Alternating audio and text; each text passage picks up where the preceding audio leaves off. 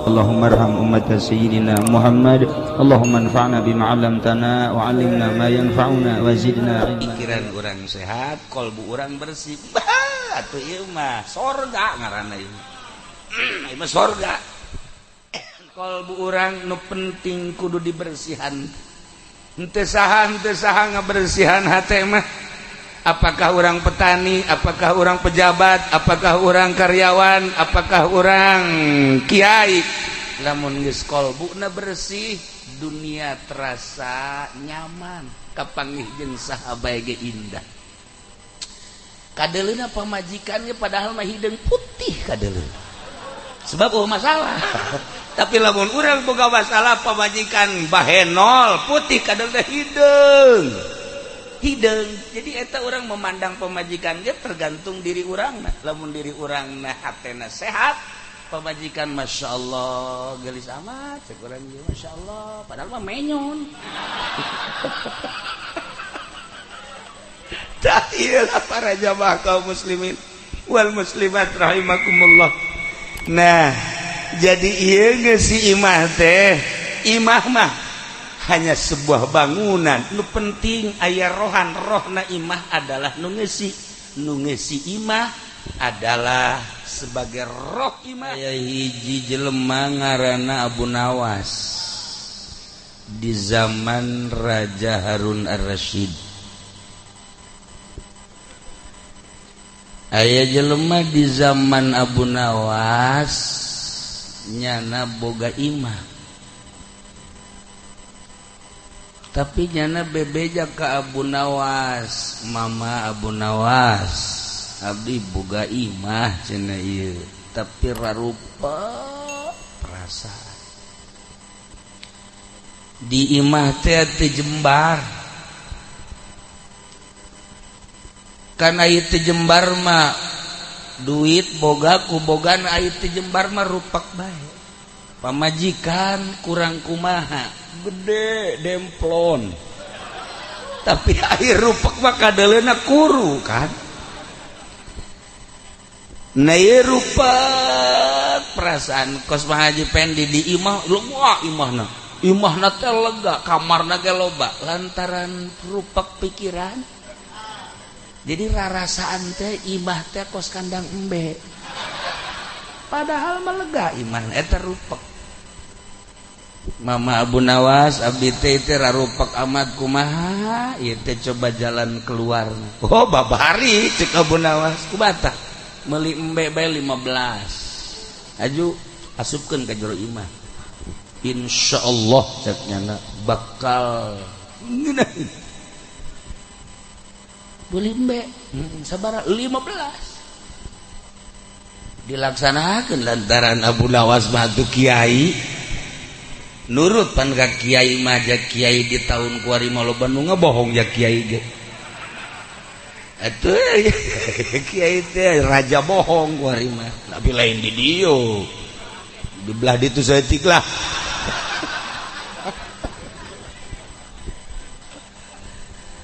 Akhirnya nurut ka kiai Abu Nawas meuli embe nyana 15. Cangcangan ku nyana di jero imah. Waktu ngising didinya kiih didinya embe geus menang sapeting kaduana. Oh caknya pohar amat teh tambah rupak teu tambah embe 15 atuh bebeja deui ka Kiai Abu Nawas. Kiai kumaha imah? Aduh masyaallah tata dimna cenah cekna rada ngeunaheun be can aya embe mah, barang aya embe mah kuari rarupekna tambah. Bah gampang meuli bebek. Aju teu di jero kamar. Akhirna meuli bebek jana. Ulah saeutik 50 100. Deden bebek. Wah, di dieu embe-embean di jero kamar wek-wek-wekan. Rame di jero imah. Benang sapoe dua poe bebeja deui ka Kiai Abu Nawas. Kumaha jembareun teh ayeuna? Tambah kredit. Kamari mangan bau tai embe doang, kuari tambah jeung tai bebek.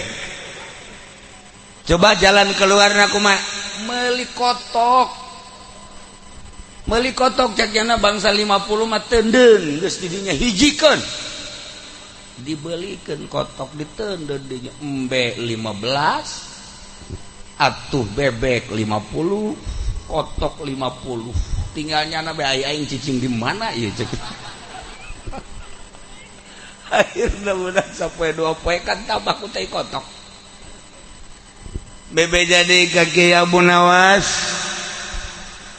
Kiai Masya Allah jakian ieu imah-imah lain jembar jakal tenang orenganan Kiai mah Kiai bae aya pituduhna salah mah jakos kieu cek ish ulah ka nyebutkeun salah Kiai mah mondok jakian teh urus kitab laon ge diaji malah makamali ilu pilpres aduh ini Kiai blow on ya saya aduh biasa ngaji sapinah endahan hidup-hidupan goblok Ki Supendi blow on sia kulum sia atuh kunaon lain ngaji endahan jadi jurkam gitulah di akhir zaman mah Kiai bebeja deui nyana Kiai Abu Nawas kumaha coba jalan keluarna mulai ti kuari picenan kaluarkeun ta embe coba ge jual deui jual embe beres dijual laporan deui kumaha alhamdulillah rada lega ceuk kamari mu bau loba embe ceuk ieu mah lega nah kuari jual deui ta bebek jual deui bebek bersihan dibersihan kumaha tah ceuk Abu Nawas atuh kuari mah alhamdulillah ceuk cenah jembar kotok aya keneh bawa ka dieu pujitan Kiai tololnya akhirnya kotok ge dikaluar-luarkeun bersihan ceuk cenah pel kumaha tah kuari beung alhamdulillah cenah lega ayeuna mah di imah nikmat di imah bebek eueuh kotok eueuh embe eueuh lega ayeuna tuh nu mantap ge kudu ka Kiai nyana kieu be kieu keneh jajak ge ja aslina ge ieu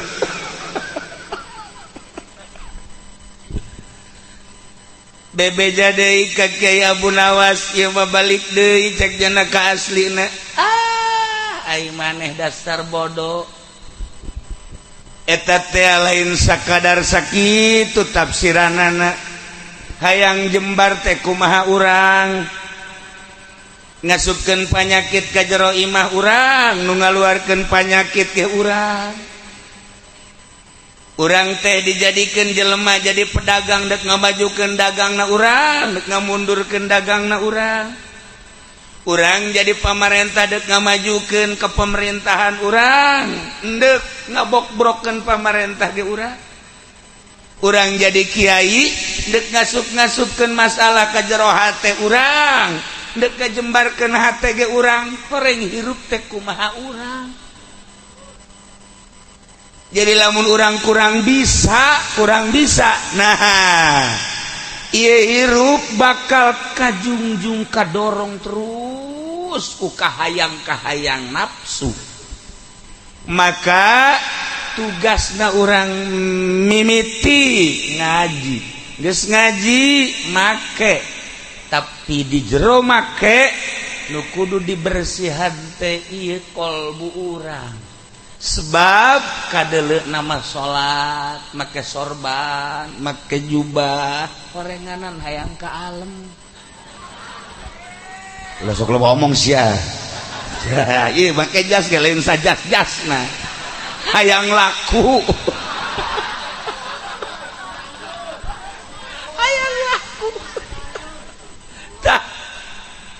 kadeuleuhna masih gazikiran horenganan aya maksud-maksud nu lain katingali nama maca Quran horenganan aya muatan-muatan anu lain katingali nama nyeun pondok pesantren horeng di jero nama hendek neangan proposal iyalah nu kudu dibersihan kumaha urang ilmu diasupkeun kurang dibersihan ge ku urang kitu ku bage sanajan imah gedong agrong tapi ku urang dieusian ku berbagai masalah anu rupek di jero imah sakumaha di penjara urang boga mobil mewah AC na ge anggeus geus tatiis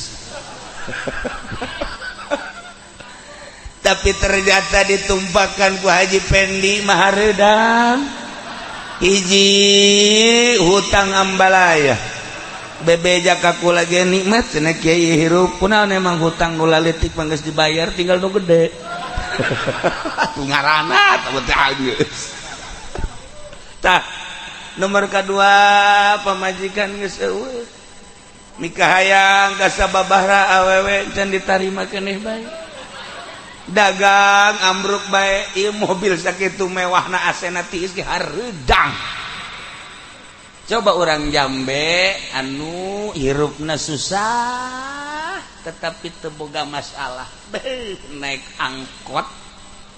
angkot haju di jero angkot ge loba ambrang-ambrang tapi teu boga masalah hutang teu boga pemajikan di imah bahenol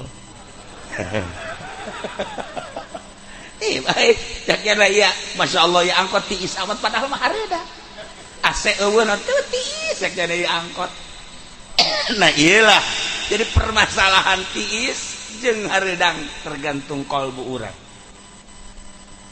waliullah mah waliullah di tengah-tengah terik matahari sanggup make jas 2 lapis ku sebab naon tiis hatena ya ieu mah lain ka jas-jas ieu mah tiis hatena tiis kana awakna tapi urang mah urang ye kulantaran loba masalah maka boro-boro make baju kandel baju ipis ge masih keneh karasa hareudang keneh iyalah hiji nasihat ti Abu Nawas nyontokeun kana imah ternyata horenganan imah malah sakadar saung hungkul nu jelas mangeusian imah rek bagus rek goreng imah tergantung diri urangna komo imahna bagus cara ieu aju urangna sehat aju pikiran urang sehat kolbu urang bersih atuh ieu mah sorga ngaranna ieu mah sorga nah gitulah para jamaah kaum muslimin wal muslimat rahimakumullah loba nu ka imah boga pabrik orang Korea boga pabrik pepegatan jeung pamajikanana kurang kumaha mewahna pabrik atuh dunia teh kurang kumaha tapi pepegatan jeung pamajikanana aya pejabat geus teu kudu dicaritakeun luar biasa bela nah ka imah pepegatan jeung pamajikanana kurang naon gagah aya di nyana sugih aya di nyana jabatan aya di nyana tapi pepegatan ka imah ngan sakadar ngeluh jeung ngeluh bae tapi barang haji supari mah datang seuseurean bae nya mah boho atuh asal boga jamaah 50 bae terbang nya mah senang we nu aya itulah para jamaah kaum muslimin wal muslimat rahimakumullah kalbu urang nu penting kudu dibersihan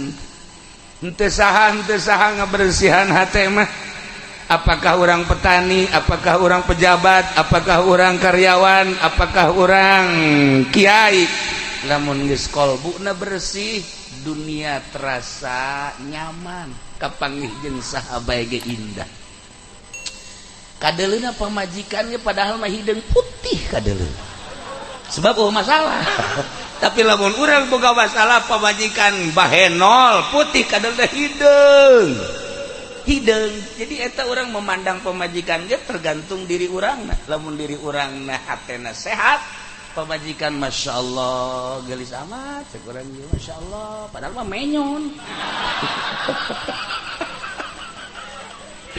iyalah para jamaah kaum muslimin wal muslimat rahimakumullah nah jadi ieu geus si imah teh imah mah hanya sebuah bangunan. Nu penting aya rohan, rohna imah adalah nu ngeusi imah adalah sebagai roh imah. Lamun kolbuna bersih bakal jembar, bakal lapang, bakal tenang. Mantap urang doakeun nu bakal ngeusi imah ieu putrana ngaranna Syukri Hazami, mudah-mudahan dibere tentrem, dibere adem, dibere bersih hatena.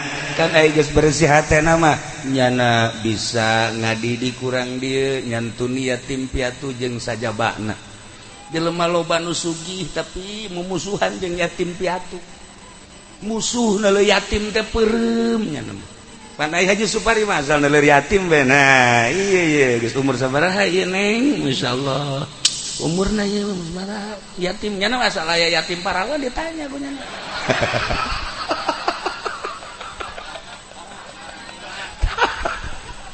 Para jamaah kaum muslimin wal muslimat rahimakumullah, nah eta adalah sosok Abu Nawas anu selalu isyarah jeung isyarah. Satu ketika nyana ngomong di unggal daerah, cek nyana, kaula adalah seorang manusia anu membenci hak, anu mencintai fitnah, jeung kaula leuwih sugih tibatan pangeran.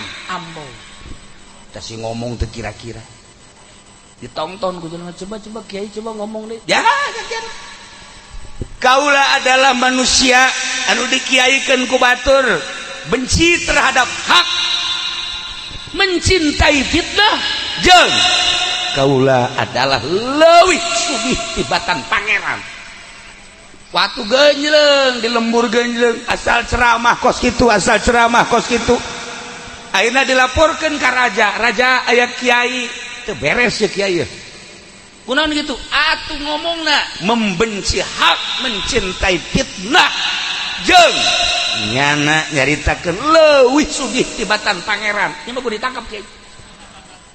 Tangkap. Akhirnya kiai Raja Harun Ar-Rasyid ngutus utusanana supaya dibawa ke istana. Dibawa ditangkap jangan teu lumpat. Kiai Abu Nawas begitu ditangkap teh lumpat malah ngangsongkeun leungeun. Borgol saya. Kula kita mah tah tadi ngomong teh MCI ge tangkepeun sebenarnya. MCI 2 tangkepeun itu hiji.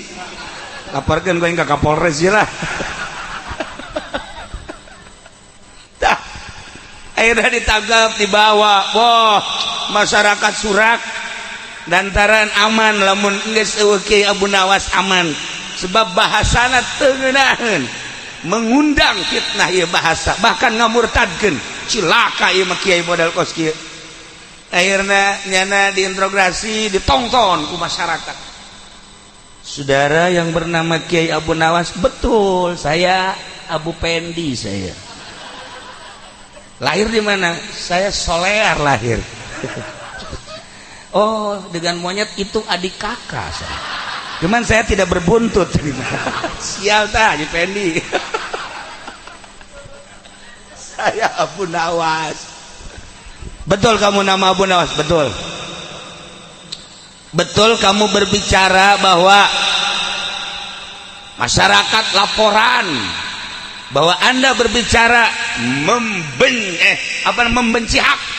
Betul. Kunaon mana ngabenci hak?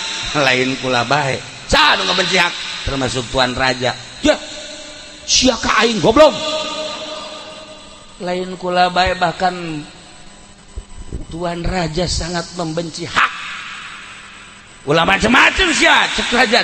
Ini borgol sia. Borgol kula di borgol, raja ge kudu di borgol. Kan sia ngalawan ka aing. Nu bener sia ieu, nu bener coba, bener sia membenci hak, bener. Naon hartina? Hartina hak eta adalah paeh jeung kuburan, jeung siksa kubur. Eta hak. Eta hak ngaranna. Al-haqqu mir rabbik, bener adalah ti Gusti Allah. Hak eta adalah yakin, hak eta adalah nyata. Ternyata paeh eta adalah nyata, kuburan eta nyata, siksa kubur adalah nyata. Kula membenci eta. Tuan Raja kan leuwih tibatan kula. Oh geus sia. Cek Tuan Raja. Nah, makanya. Jadi kula membenci hak eta, eusina hak adalah paeh. Kula encan hayang paeh. Atuh komo kula mah ngora keneh kula dek nanya Haji Pendi be umur sabaraha Mang Haji? 80. Siapa encan tapi sedang kan lamun paeh.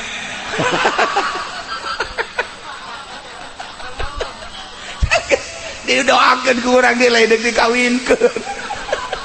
Wah, teu beres urang dieu tah. Nah, iya. Jadi hak eta adalah paeh. Urang geus nyaho. Nu sugih paeh, anu susah mah koit, bupati ge maot, RT mah modar, kabeh parah atuh. Ai di Bandung mah lain, di Bandung mah bahasa teh, lamun ka kiai mah pupus, ngeunaheun kan, ai ka Haji Pondi mah koit, lamun ka pamarentah modar, beda-beda tah bahasa teh. Nah ieu mah geus pararaeh kurang geus disaksi teh. Urang geus jaksian anu mararaot, nu sugih maot, nu susah maot, pamarentah paeh, rakyat paeh, sarua bae kiai ge maot, sarua bae. Nu kolot paeh, budak paeh kadang di jero keneh berarti hak, tapi tetep bae urang seakan-akan henteu percaya bahwa urang bakal paeh. Kok bisa kos kitu? Nyatana kolot ge boga HP-na 2. Biasa sempet WA-an segala, miskola dzarratin syarrayaro miskolan. Iya kan tanda bahwa jana teh teu percaya bahwa dirina bakal paeh. Ya anu percaya jeung yakin dirina bakal paeh mah dia moal wani ai kolotna kudu WA-an jeung jahe naonan. Nah, ieu tanda jelema blon. Teu percaya kana bakal paeh. Iya, boro-boro naon. Diri urang di masjid mah di masjid salat hampir teu betah, wiridan teu betah, salat sunah teu betah. Komo zikiran maca sholawat mah teu betah, tapi di hareupeun televisi mah berjam-jam betah jasa. Nah iyalah tertanda urang teh hampir teu percaya, membenci hak. Kitu keneh urang geus maot, urang sering nganterkeun mayit ka kuburan. Ya Allah ya Rabb, imah nu sakieu agrengna, imah nu sakieu gedena, isuk pageto bakal ditinggalkeun kan ku urang. Kurang hanya semeter leuwih saeutik, kumaha jangkung pendekna bae. Di Haji Pendi ge geus ngajengkalan sorangan ngono mah. Sabaraha mah Haji? Jengkalan. Nah iya. Eta imah urang nu aslina makan eta. Tetapi hampir orang siga nu henteu percaya bahwa orang teu bakal kitu. Di antara kadeuleu teu percayana di lembur kos kieu ge, di lembur kos kieu ye lembur imah leuweung nu mabok ambalaya. Baheula mah urang mun nyarita nu mabok teh di Grogol. Baheula teh urang mun nyaritakeun anu mabok nu zinah teh di Cililitan. Mun di Bandung mah tuh di Kebon Kelapa Cicaheum. Kuari mah di Jambe, di handapeun tanggal Jambe malah. Eta nu mabok, nu zina, nu judi di mana bae. Masya Allah karim. Ingat kula maka Gus Dur bae ketika era globalisasi HP rasanya belum siap Indonesia untuk diglobalisasikan. Sebab naon? Sebab kan siga anu kaluar ti gedogan. Jepang mah siap, Cina mah siap sebab geus terdidik. Begitu di Indonesia asup ape era globalisasi bener bae nu tadina budak laletik ba'da magrib ngaraji kuari geus kararieu bae kararieu baheula mah lamun boga anak di jero kamar bae indah urang anak aing ti lokal mamana hebat masyaallah ina kuari boga anak di jero kamar bae sing hadade sia kararieu bae digerokeun geus teh. Heeh, kolot teh hei sia di kamar bae horeng kolot teh sarua kieu bae deui tolol. Tolol mah anak jeung kolot teh agar oblong kabeh. kuat coba ye neangan coba orang kiai nu teu boga HP hese neangan ku baca tokoh masyarakat nu teu boga HP hese aya di Jambe teu boga HP encan kabeuli doang tah mah lain waro. Lailah para jamaah kaum muslimin wal muslimat rahimakumullah isuk pageto bakal aya azabil qabri na'udzubillah min dari eta hak urang percaya ke Allah percaya ka Kangjeng Nabi Muhammad sebagai Rasulullah sallallahu alaihi wasallam percaya ka Kangjeng Nabi percaya kana ma akhbaro bi naon nu dicaritakeun ku Kangjeng Nabi di antarana nu dicaritakeun ku Kangjeng Nabi pertanyaan malaikat munkar nakir aya azabil qabri aya naimul qabri urang percaya geus atuh perandapan geura diri urang awak sia lamun isuk pae coba awak geus boga amal naon ketika malaikat munkar nakir nanya bisa moal sia ngajawab terus lamun teh mah disiksa di jero kubur kuat tah henteu sia awak sedengkeun sahabat nanya ka Kangjeng aya teh siksa kubur kos kumaha cak Kangjeng Nabi nyaritakeun siksa kubur mah ulah hese-hese ieu bae ieu pamonggolna teh pamonggol teu kudu dibonggolkeun diteundeun bae di Gunung Uhud diteundeun dog Gunung Uhud ajur nu endek diponggolna nu endek dibonggolna sagede kieu atuh mah lain ajur teh mebes tah mah atuh mebes bae geus tah itulah para jamaah kaum muslimin wal muslimat rahimakumullah cak Abu Nawas jadi kula membenci hak Tuan Raja leuwih oh ai kitu mah heuh kula ge ngaku makan nomor kedua maneh cenah ngomong bahwa maneh teh adalah mencintai fitnah bener tante bener kunaon fitnah maka dicintai fitnah mah kudu jauhan sina fitnah adalah al-mal wal banun zinatul hayatid dunya harta jeung keluarga sebagai zinatul hayatid dunya eta teh ngaranna fitnah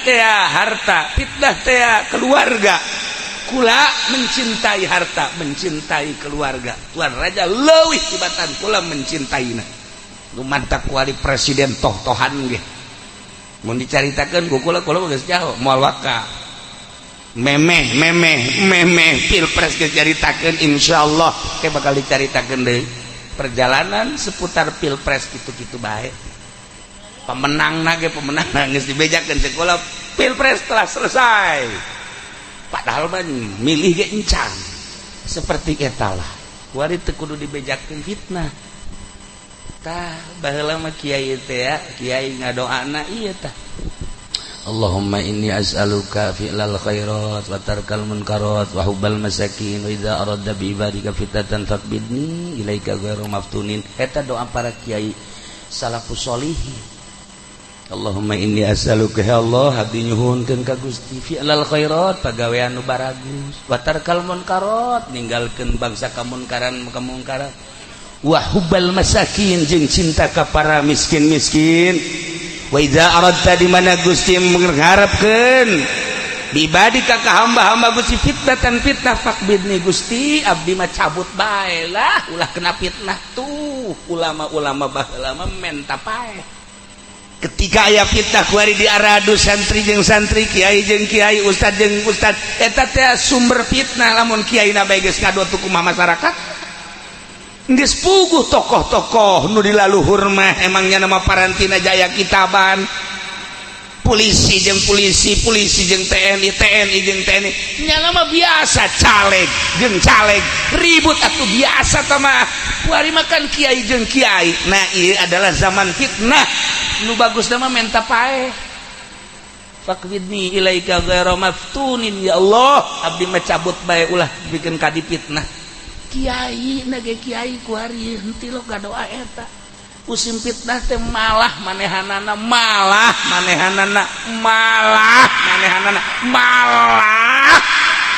naon sih geus lah bali caritakeun sebab geus aya di harat TNT kabehan pan nah lamun kiai baheula diundang ku pamarentah teh gering baheula mah masyaallah guru-guru urang lamun diundang ku pamarentah gering kuari mah keur gering diundang ku bupati Cager tah ieu kepalana ieu blon ieu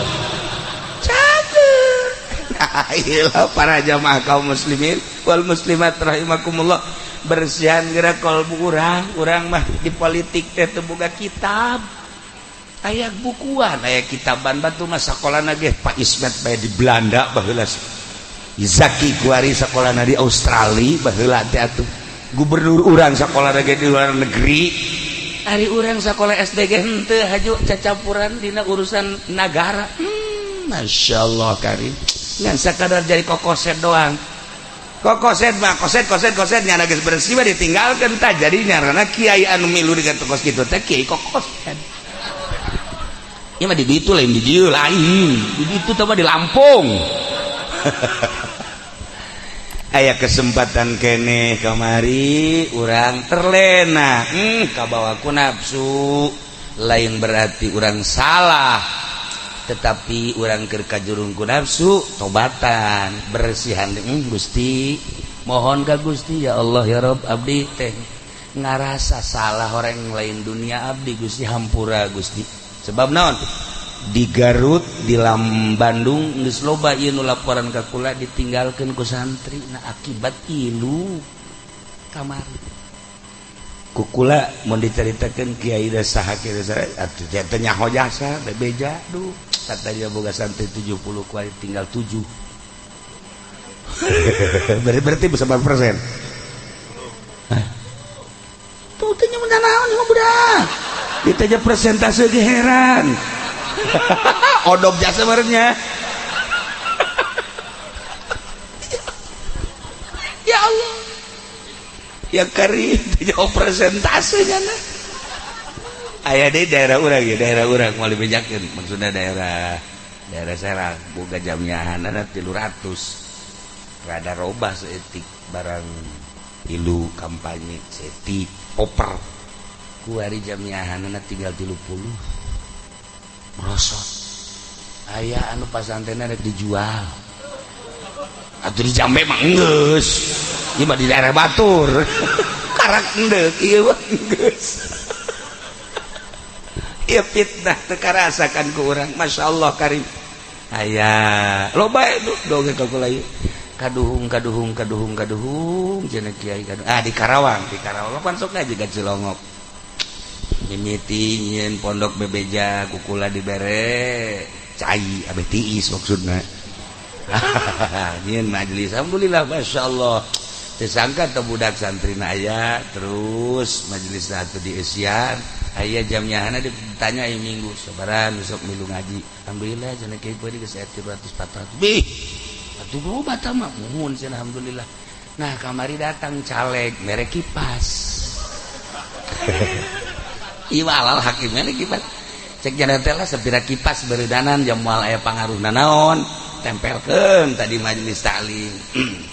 Geus kabelah dieuna melek karpet. Terus kabelah dieuna aya pondok encan aya jandelaan. Eta dibereskeun ta ku caleg jandelana teh bebeja ka kula. Ulah sia masyaallah. Kajeun teuing ulah aya di ulah jandela. Kajeun teuing henteu make jandela heulanan. Ih cenah enggeus ge atos tungguan sia. Tungguan bener bae kamari dongeng di jalan-jalan acan bari manteu salat nyono nyiuman ku nanaonan sia. Nanaonan aduh cenah kieu santri barali kabeh. Haju jamiahan teu daek. Kulik wae kula mah inget ka Abah bae beuleum ta jandelana. Beuleum jandelana karpetna beuleum. Oh, ih sia mah tolol. Ini Karawang wal bejakeun Karawang mana? Masya Allah mangkaning pernah dicariin segala. Nah iyalah fitnah teu karasa sok geura ge. Sok geura seputar Cisoka aya nu bisa ngaji di Cisoka teh. Tapi set kena fitnah. Mal bejakeun ki ente geuleuh nyaho. Oh, Serang kamari datang ka ditu ka imah. Ya Allah ya Rabb. Kiai cenah kumaha. Ieu seputar fitnah ieu bae ge geus kos kitu. Henteu berarti gagal. Tobatan ka Gusti Allah. Ya Allah ya Rabb, abdi teh kabawa sakaba-kaba. Ampura Gusti, aya duit-duit pilpres kamari asup ka dieu ka beuteuh. Menang seberapa ngaji kamari 2 juta ya seetik amat. Emang milih nomor hiji blon sia beres itu dibawa ongkoh ku aing sia ketik milih nomor hiji nomor 2 sebodoh sama guys.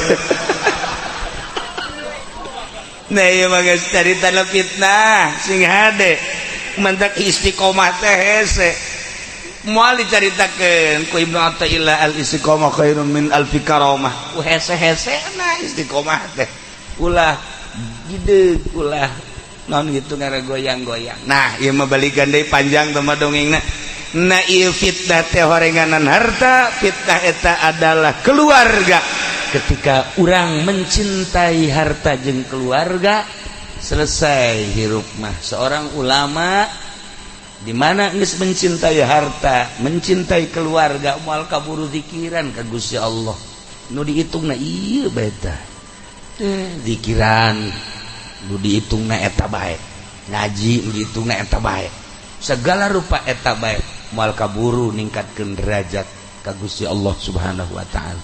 Padahal geus diaraji pan ku urang kabehan. Kos kitu mah geus diatur ku Gusti Allah, hayang teu hayang geus aya tulisanana. Tinggal urangna bae ngabersihan hatena. Sakadar urang babarengan we yuk kula teu bisa tapi urang babarengan abeh naon ieu? Ieu kahareupna ngeri kula mah ngeri nama zaman Golkar bae sakitu rusakna komo zaman PDI. Golkar masih kene aya berbau agama. PDI mah wallahu a'lam. Jakel kula leutik batilok aya kiai ki haji kabeh milih PDI moal aya. Moal tanyakeun tah ka Pak Haji nu geus karolot anti baheula mah ka PDI teh. Ieu mah keur carita ieu mah geussan pilpresna ge. Nah ku hari kiai ngadukung PDI ya deleukeun. Ieu mah kumaha gitu. Kula mana montak ngomong gitu ge lainna naon kahareup urang masih panjang urang masih ngaros sing hade nama ieu nu nyekel agama teh masyaallah iwal ti santri-santri salapi ya santri-santri modern masih gana hungkul nyekelan agama teh eta mangan sakada nurun-nurunkeun proposal hungkul dana sosial sabaraha dijojos dana sosial sabaraha eta ai salapi mah hayang kan teu nyaho jurusan ngan loba keneh nu ararapik loba keneh tapi lamun geus salah milih cilaka komo kahareupna masyaallah lamun urang macaan tentang politik ngeri nu sabenerna mah da ieu mah keun bae du geus urang tobatan nu encan urang mulai deui mulai nu bener tapi da nomor kahiji mencintai membenci hak nomor kedua mencintai fitnah korenganan bener kabehan ge kos kitu lamun disurahkeun mah nomor katiluna kula leuwih sugih tibatan Allah naon sia teh maksudna Allahumma pan lam yalid walam yulad walam yakul lahu kufuwan ahad tunggal hiji teu boga anak nya nama teu boga minantu teu boga besa aja anak teu boga walam yakul lahu kufuwan ahad hiji be hiji zatna hiji sifatna hiji itu naon ngaranna sifatna asma-asmana jeung sajabana nah tunggal be hiji kula mah boga anak ya kana mentak sugihan kula boga anak boga incu komo si ieu mah anak nu kanyahoan jeung nu teu kanyahoan loba nu teu kanyahoan ambalaya atuh ditanya ku kula jalan ka dieu nyaho kabeh manje pendek disuka nyaho jalan wah tuh nyaho ke jambe ya kecil pan nyaho kabeh orang potonganana ambalayah di dieu ih nyolong bade ieu jelema ye Dailah para jamaah kaum muslimin wal muslimat rahimakumullah begitu ditanya ku Raja Harun maksudna coba kumaha maksudna hiji kula ngahudangkeun umat supaya ingat kana maut ingat kana kubur ingat kana siksa kubur dengan ingat kadinya urang bakal moal terlena hirup di alam dunia Nomor kedua, supaya ulah terlalu mencintai dunia jeung keluarga, sebab mencintai dunia jeung keluarga ieu bakal jadi hijab kasalamatan ka Gusti Allah. Akibat mencintai dunia, urang ulah nanaon hayang jadi lurah bae dibelian hulu jelema. Dibelian hulu jelema eta kakara kaya jadi lurah aku mau jadi presiden. Urang lamun dikalkulasikeun eta Jokowi beakna sabaraha teh. Sabaraha teh eta mah. Urang nya ngaran teh nya rupa tate. Eta teh teh jauh urang mah. Miliar teh jauh ieu mah 100 juta ge can pernah boga. Dan pernahnya ngegeter pun boga 100 juta.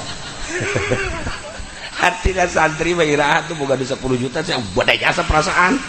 Nah batur mah geus tetean. Nah eta kan nafsu jeung nafsu. Lamun geus berangkat tina meuli lurah bae ge meuli jelema berarti moal beres ka dituna.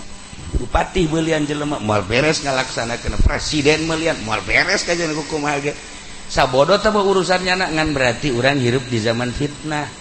Sakitu lu dimaksud ku Abu Nawas teh terlalu mencintai dunia jeung keluarga bakal kahijab ka Gusti Allah. Terakhir cek Abu Nawas maksud kula supaya jelema nyaho ka pangeran. Pangeran teh anu maha tunggal, tunggal dina zatna, tunggal dina sifatna, tunggal dina af'alna. Tah lamun kukula teh dikitukeun masyarakat bakal moal hudang. Komo ku ari di negeri Indonesia, Masya Allah karim. Kristen geus ambalaya, Protestan ambalaya, Katolik ambalaya.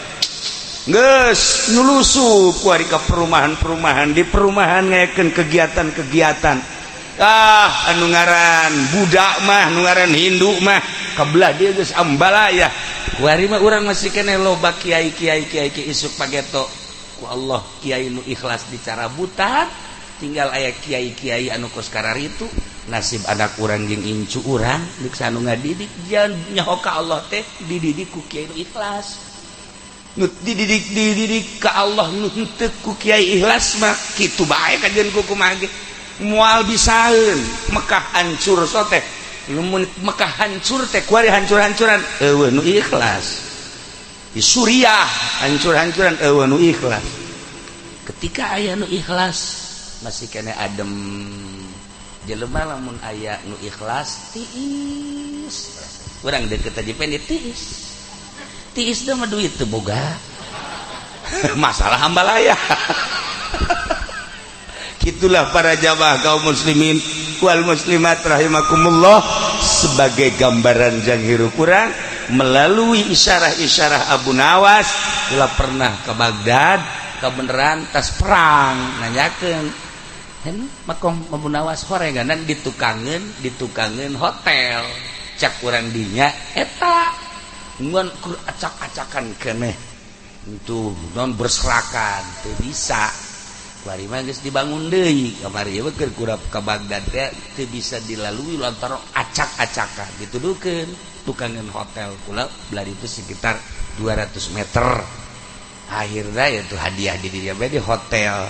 Nah ilah Abu Nawas teh lain sembarangan jelema, waliyun min auliyaillah, hirup di zaman Raja Harun Ar-Rasyid, tertera dina syiiran Ukudul Juman. Orang lamun ngaji Ukudul Juman di tukang naloba syiiran Abu Nawas malulu. Hese dibaca ada, hese dihartikeunana. Atuh hese bae aja urang teu ngaji, diaji bante. Oh iya Masya Allah karim. Itulah para jamaah kaum muslimin wal muslimat rahimakumullah. Jadi kasimpulanana coba petakeun diri orang supaya nyaho ka Allah, bejakeun pangeran teh hiji Allah ngaranna allazi khalaqas samawati wal ardh wa ja'ala zulumati wan nur. Nah ieu imah teh imah ieu ngan sakadar jang niuhan salila urang hirup di dunia, tetapi pangjore-jorena jelema teu boga imah. Naon sebabna manuk manyar dia boga imah. Manuk manyar boga imah, amanya jelema teu boga imah. Tadu batak ieu imah luar biasa deuk nu kumaha bae masalah. Bahkan nyaritakeun imah Kangjeng Nabi mah sederhana. Mun asup ka imah mendek berarti kan handap. di jerona Kangjeng Nabi mah lain memewahan masalah tapi ketika orang nyaritakeun para tabiin aya nu agreng imahna sebab naon imah teh henteu diaku nu manehanana jang ngaji jeung jang ngendong saha bae nu neuk ngendong masalah orang nyieun imah gede tapi jang ngaji nampung jang nu ngaji jeung nampung dulur-dulur anu neuk ngarendong oge nu musafir besi nu neuk ngendong nu mantak kula pesen ka Hazami di dieu nya besi aya rangda dek ngendong asupkeun ka dieu atuh jadi fitnah deui bae tong kos kitu Haji Supari tah mah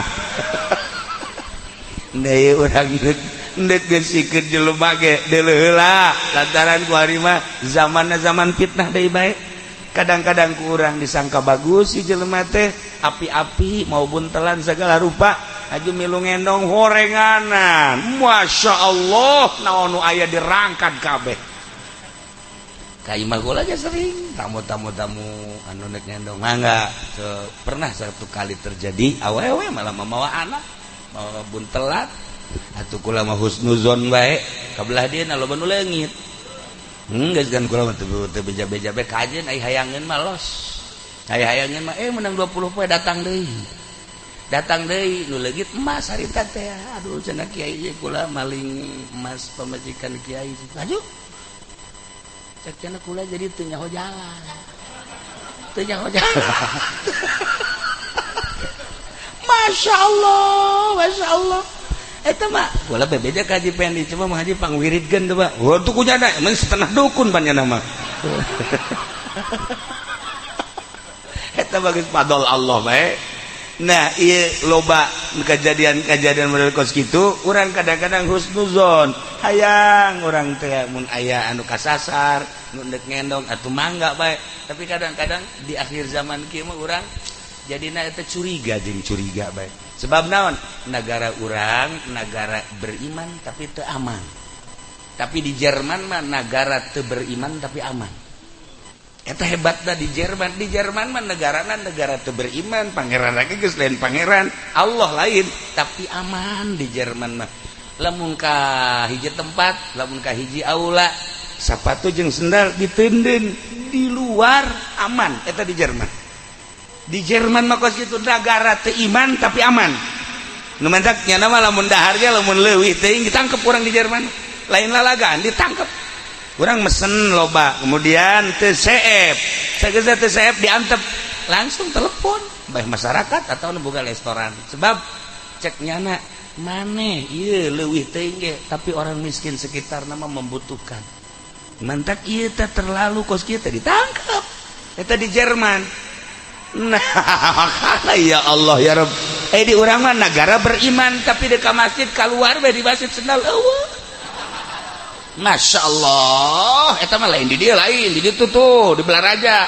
bareng KTP orang Jambe beres sih orang Jambe ya nah iyalah kos gitulah para jamaah kaum muslimin wal muslimat rahimakumullah orang mun nyaritakeun seputar ideologi jeung adat-adat di luar negeri berbeda jeung di urang carita urang di Jerman carita urang di Yaman carita urang di berbagai negara jeung di Indonesia jelema sopan santun luar biasa tetapi cuma comotna beuki alhamdulillah da iyalah urang gadul asup ka masjid ka dieu tah kal azam asup ka al azam atawa di dieu mah di mana ngaranna Al Amjad urang asup ka Al Amjad teu khusus salat mikiran sendal para jamaah kaum muslimin wal muslimat rahimakumullah nah iyalah balikan deui imah pek dek nu kumaha ge masalah asal niat hiji niat dajang ibadah mun aya nu ngendong dulur-dulur manggakeun musafir kitu keneh kitu cek pikir eta teh kemudian urang dipake ngaji geus urang henteu kapanasan urang henteu kahujanan deuk salat nikmat deuk maca Quran ngeunaheun deuk dikiran maca tasbih tentrem nah iyalah sebuah rumah baiti jannati rumahku adalah surgaku eta maksudna nu ngeusina ulah boga problem, nu ngeusina cara Kangjeng Nabi urang Kangjeng Nabi Muhammad sallallahu alaihi wasallam. Tina uraian ti awal tentang sebuah rumah, tentang kitu urusan-urusan nu dicaritakeun ku Abu Nawas tadi eta adalah sebagai mauizah jang diri urang. Coba ku urang diteliti jang supaya hati urang bersih. Nu ngabersihan hati urang lain guru mangan sakadar mere jalan-jalan hungkul. Urang ulah ria, ulah ujub, ulah takabur cak guru di berbagai kitab, tapi anu ngalaksanakeunana tetep urang lalaunan menta gerak ka Gusti Allah, ja urangna ciptaan Allah, nu nyieun nafsuna ge Gusti Allah, enta ka Gusti Allah. Ya Allah ya Rabb, lapangkeun dada abdi, bersihkeun coba hati abdi teh hayang ulah aya hahalang antara abdi jeung Gusti. Engkena bakalna hudang ti peutingna ye hudangna ngeunaheun. Asal geus penyakit be, urang hudang jam 1, hudang jam 2 moal puyeng. Nah ieu urang kan kuarita deuk puasa ya, deuk puasa. Nah, ieu puasa teh kan tapa aslina mah. Aslina puasa mah kan tapa teu dahar teu nginum teu jima ti beurang. Ai Ibnu Arabi mah kabeh diajak puasa, mata diajak puasa, ceuli diajak puasa, irung diajak puasa, sungut diajak puasa, leungeun diajak puasa, suku diajak puasa. Lamun teu dahar teu nginum teu jima, mata ge dipuasakeun ulah deula-deuleuh kanu diharamkeun. Ceuli puasakeun ulah didengekeun kanu diharamkeun. Irung puasakeun ulah cuam cium samarangan. Ieu mah pan bau. Sial udah tuh boga pemajikan mah garoblong. Geus kitu mah. Nah eta si eta. Nah ieu puasakeun gerajeunnya. Badak cek Gusti Allah yang bahasa Gusti Allah ka hambana, ya hamba kaula awas ieu bulan Ramadan adalah bulan suci. Artina bulan suci teh sucikeun diri maneh. Just coba di samping puasa ti beurang pentingna wayahna selain daripada taraweh cak Gusti Allah wayahna coba salat udang ti penting 13 rakaat witir maksudnya.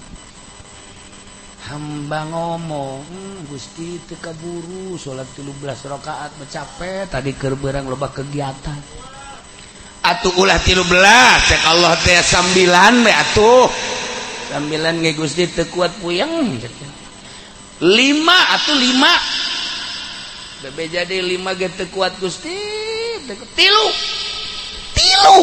rakaat 3 ge teu kuat hiji sarakaat be sarakaat kita kuat Gusti geus atuh aya teu kuat bener keesna bae ngala wudu haju maca bismillah 20 hiji jeung biasa teh kulhu kalau di berparak bae bedas aduh Gusti teu kuat tunduh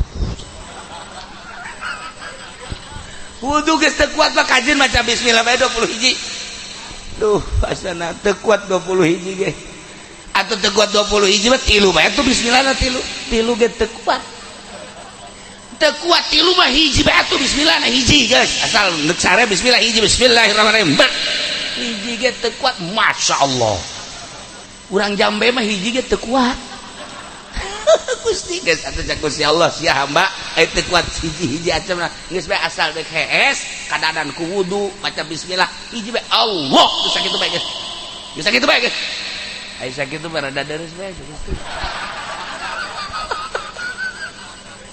jadi eta nu kuat teh sakitu doang bah wudu geus teu kuat babajog geus henteu geus nah langsung beres sarena blek Allah beres tah cak Gusti Allah wahai malaikat deuleuh hamba aing tuh hebat jasa kan mana nu hebat eta hamba aing DGS-na masih ngaku keneh ka aing nyebut Allah pan aya di jambe mah geus teu kuateun Allah acan pan bari kieu bae pan DGS teh make HP plek bae tuh kan aya teh di jambe bola geus bukan aya belanya kabehan Allah beres geus nah cek Gusti Allah mun hayang nyaho eta hamba aing ngaku ka aing sebagai pangeran ku aing dihampura kabeh.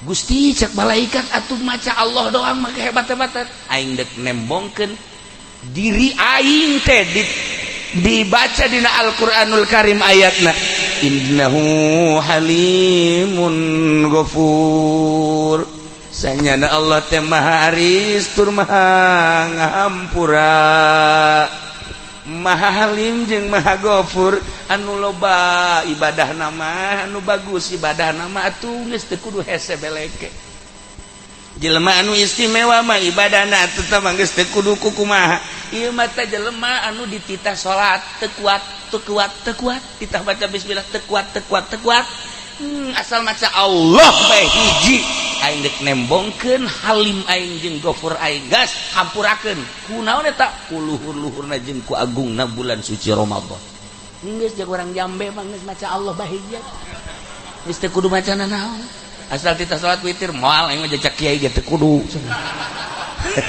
lain teu kudu agungna bulan Ramadan eta keistimewaan kesucian bulan Ramadan sehingga asal ngaku bae ka pangeran kadanan atur urang cara para wali Allah mah deuk sarete mandi wudu sila tafakur heula Gusti loba jelema anu sarete hudang sare haju lain hudang gitu lain hudang terus mau loba Gusti anu terus mau terus sarete mun abdi haju ayeuna sare terus maot ya Allah nyangakeun sadaya-daya mangga teh mah urusan Gusti daya Gusti mayuhi wa yumit ngan hampura sakabeh dosa abdi mata abdi salillahi rub tadi benta abdi celi abdi irungan hampura Gusti karak maca bismillah beres kulhu balak binas usapkeun ka awak haju ngigir kos urang di jero kuburan maca sholawat datang karep sare kos gitu terus saya baca salat urang-urang resep Allahumma sholli ala sayyidina Muhammad wa ala ali sayyidina Muhammad atau orang Ibrahimiyah atau munjiat atau nariyah nah terus we datang karep sare ke gundamna cara guru urang di Banjar Kiai Haji Musa guru kula guru urang kabehan di Banjar nya nama lamun gundam teh mun Allahumma sholli salatan kamilah wa sallim kana lo bil Qur'an eta gundam ke Malik teh gade Allahumma sholli salatan kamilah wa sallim berarti kan ngabiasakeun coba sih ya atuh nya nama ge tiung koneng Malik teh gade mumun gundam kos gitu. Ayolah para jamaah kaum muslimin wal muslimat rahimakumullah lamun abuya cidahu mah gundam teh ayat Quran ngana mah dibaca teh gundamna teh syarat teh ke wa baliyala abudul ladzi fatarani wa ilaihi turja'un attakhidhu min dunihi alihatan tuh batur mah gundam teh kos gitu kula boga babaturan di Bandung talar ukudul juman tabrakan katabrak akhirnya naon pingsan bawalah ke rumah sakit kula nempok ka ditu ka rumah sakit Jababaturan teu meunang saurang di ICU kula kadinya terus kadinya kitu ke cekel tanya gundamna baca bet kudu juman dibaca bae terus saya mamanya qadin mukaran dadal kiratu mukarrah ya mau kudu juman sakulah teh masyaallah kan tah urang gambaran maot eta sarua ketika urang nu sakaratul maut nu kabayang teh naon nu diajar hate bayangkeun coba tah pinsan teh kos kitu tah gundam teh kos kitu guru urang di Banjar mah sholawat teh abuya mah Quran deui batur kula mah ujuman tah keur carita nah ieu urang kuari lamun dicabut nyawa naon nu bakal kabaca ku urang aya balak genep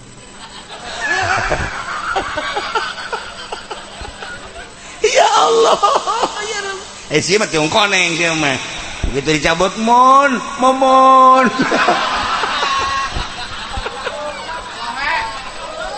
ya kari majang bahan itibar urang sih hade sebab maut teh nyaho isuk bak kepageto urang doakeun sakali deui ieu imah mudah-mudahan dibere teger jeung kuat nu ngeusina mudah-mudahan dibere teger jeung kuat tur dibere jembar hate ku Gusti Allah Subhanahu wa taala bere mangpaati imah bisa ngamangpaatkeun pangartina jeung hartana sehingga karasa ku masyarakat amin ya robbal ulah nyebutkeun sugih ka hiji jelema lamun hartana can pernah datang ka diri urang ulah nyebutkeun pinter ka hiji jelema mun elmuna can pernah datang ka urang ulah wakan nyebutkeun budayawan si eta lamun pemikiranna can dirandapan ku urang gitulah cek Kangjeng Nabi nyebutkeun ulah ngaku kana kasugihan mun sugih can karasa ku urang jeung sajabana gitulah sebagai qaedah mentak sing hade kahareupna fitnah makin loba istiqomahkeun diri urang di jalan anu lurus ka Gusti Allah Subhanahu wa taala mudah-mudahan urang kabehan dibere wawuh jeung Allah dibere deket jeung Allah dibere dipikeun hijab antara urang jeung Allah sehingga urang maot husnul khotimah di akhirat urang digiring ka surga di bawah bendera